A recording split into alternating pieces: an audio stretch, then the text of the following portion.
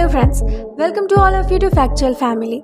आज हम बात करने वाले हैं एक बहुत ही इंटरेस्टिंग टॉपिक पर, जहां पर हम दो फेमस कंट्रीज़ की सिमिलैरिटीज़ के बारे में बात करेंगे, जिनमें से एक है हमारी प्यारी सी कंट्री इंडिया, वहीं दूसरी तरफ है none other but South Korea. जैसा कि हम सब जानते हैं कि साउथ कोरिया पिछले कुछ सालों में के पॉप और के ड्रामास की वजह से काफ़ी फेमस हो चुका है और लगातार उसकी पॉपुलैरिटी बढ़ती ही जा रही है और इसी वजह से कहीं ना कहीं ये ऑल ओवर द वर्ल्ड के लिए इंटरेस्ट का एक पॉइंट बन चुका है और हर कोई इसके बारे में ज़्यादा से ज़्यादा जानना चाहता है। और इसीलिए आज मैं आप लोगों के लिए ये वीडियो लेकर आई हूँ, जहाँ आप ये जानकर अमेज होने वाले हैं कि साउथ कोरिया और इंडिया के इतने दूर दूर और इतने अलग अलग होने के बावजूद भी इनमें कितनी सिमिलैरिटीज हैं और कितना गहरा रिश्ता है। Actually there is a very interesting story related to these countries, जो इन दोनों कंट्रीज को आपस में कनेक्ट करती है, जो कि आज मैं आपको यहाँ बताने वाली हूँ। सो प्लीज वीडियो को लास्ट तक जरूर देखें और अगर आप हमारे इस चैनल पर नए हैं so click the subscribe button and be the part of our family. तो चलिए शुरू करते हैं। Number 1, history. अगर बात हम हिस्ट्री की करें तो जैसा कि हम सब जानते हैं कि हमारे देश को 1947 में आज़ादी मिली थी,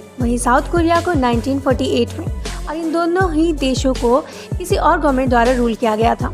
जहाँ पर इंडिया पे ब्रिटिशर्स तो वहीं कोरिया पर जापान का राज था। पर क्या आप जानते हैं कि इन दोनों ही देशों की आज़ादी की डेट एंड मंथ सेम है, यानी 15 अगस्त, और ये दोनों ही देश 15 अगस्त को बड़ी धूमधाम से अपना इंडिपेंडेंस डे मनाते हैं। Number 2, caste system. ये बात शायद बहुत ही कम लोग जानते होंगे कि साउथ कोरिया में भी भारत की तरह कास्ट सिस्टम हुआ करता था, जहाँ पर सबसे श्रेष्ठ किंग को माना जाता था, वहीं सबसे लोवेस्ट कास्ट शिवमिन होती थी, जो कि भारतीय अंत्यज के समान थे। इन्हें अनटचेबल माना जाता था और इनके साथ बहुत ही बुरा व्यवहार किया जाता था। हालांकि आज ये दोनों ही देशों में सपोर्ट नहीं किया जाता। वहीं भारत में लोग कई तरह के सरनेम का यूज करते हैं, जो कि उनके कास्ट, कुल या वंश को डिनोट करता है। इसी तरह कोरिया में भी कई तरह के सरनेम का इस्तेमाल करते हैं, जैसे किम, मिन, जोंग, जो कि उनके कुल या वंश का प्रतीक होता है। नंबर 3, पारिवारिक संस्कृति और नैतिक मूल्य। एज ए इंडियन हम सभी ये अच्छे से जानते हैं कि भारत में संस्कृति और नैतिक मूल्यों का कितना इंपॉर्टेंस है और हमें हमेशा ही अपने परिवार और रिश्तेदारों से अच्छे संबंध बनाए रखने, बड़ों की इज्जत करने और हर किसी को समान रूप से सम्मान करना सिखाया जाता है। ठीक इसी तरह कोरियंस भी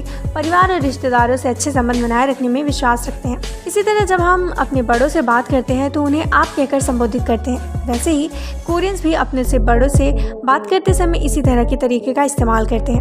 नंबर 4, स्टडीज। इंडियन पेरेंट्स अपने बच्चों की पढ़ाई को लेकर कितने पॉजिटिव हैं ये तो हम सभी जानते हैं। उनके बचपन से लेकर उनके बड़े होने तक हर तरीके से उन्हें अच्छे से पढ़ाई करने और समाज में अपनी रेपुटेशन बनाने के लिए कहा जाता है। इसी तरह कोरियन पेरेंट्स भी अपने बच्चों को पढ़ाई पर बहुत ही ज्यादा ध्यान देते हैं और उन्हें ज्यादा से ज्यादा पढ़ाई करने को कहते हैं। ये दोनों ही कंट्रीज अपने बच्चों को क्वालिटी एजुकेशन दिलाने के लिए काफी ज्यादा पैसे खर्च करते हैं। इंडिया में गवर्नमेंट जॉब्स और एडवांस स्टडीज के लिए बहुत ही टफ एग्जाम्स कंडक्ट कराए जाते हैं, जिसे क्रैक करना हर किसी की बात नहीं होती। For example JEE, NEET, IIT और UPSC जैसे एग्जाम्स। इसी तरह साउथ कोरिया में भी यूनिवर्सिटी एडमिशन के लिए बहुत ही टफ एग्जाम कंडक्ट कराया जाता है, जिसे कि सुन्योन एग्जाम कहते हैं। और इस एग्जाम की खास बात यह है कि ये परीक्षा 9 घंटे तक लगातार चलती है और इस परीक्षा के दिन सभी ट्रांसपोर्ट, यहाँ तक कि बैंक और कार्यालय तक खुलने का समय चेंज कर दिया जाता है, ताकि बच्चों को परीक्षा सेंटर तक पहुँचने में कोई भी परेशानी ना हो।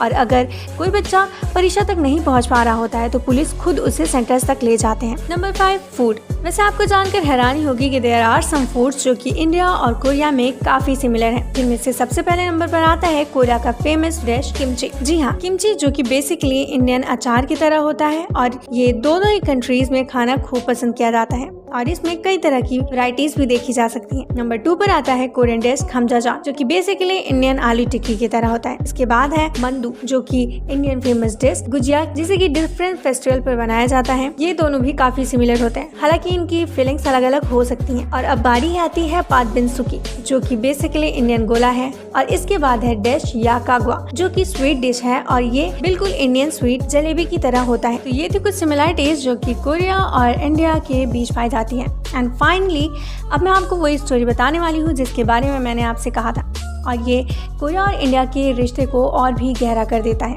ये कहानी है अयोध्या की राजकुमारी और कोरिया के राजकुमार के शादी की, जो कि आज से 2000 साल पहले हुई थी।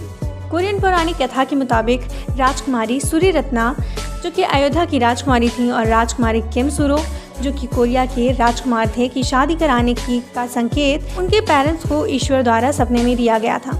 जिसके बाद राजकुमारी सूर्यरत्ना को समुद्री मार्ग से साउथ कोरिया भेजा गया था और फिर उनकी शादी राजकुमार किम सुरो के साथ कराई गई थी। आपको जानकर हैरानी होगी कि राजकुमारी रत्ना और राजकुमार किम सुरो के वंशज जो कि काकर वंशी कहलाते हैं, उनकी आबादी आज के समय में 60 लाख से भी ज्यादा है और ये कोरिया के 10% लोग हैं। ये लोग अपने नाम के साथ किम टाइटल का इस्तेमाल करते हैं। जी हाँ, जिससे कि हम कह सकते हैं कि किम सरनेम वाले लोग भारत से खून का रिश्ता रखते हैं। हालांकि इस बात में कितनी सच्चाई है ये तो पता नहीं, पर आपको बता दें कि कोरिया में इसे काफी मान्यता प्राप्त है। तो ये थी हमारी आज की वीडियो। होप आपको ये इन्फॉर्मेशन अच्छी लगी होगी। अगर हाँ तो वीडियो को लाइक करें ताकि हम आपके लिए इसी तरह की और भी इंटरेस्टिंग वीडियोस लाते रहें। इसे अपने फ्रेंड्स और फैमिली के साथ भी शेयर करें। इस वीडियो में बताई गई कौन सी इन्फॉर्मेशन आपको सबसे ज्यादा पसंद आई, कमेंट करके जरूर बताएं। मिलता है किसी और वीडियो में, तब तक के लिए गुड डे।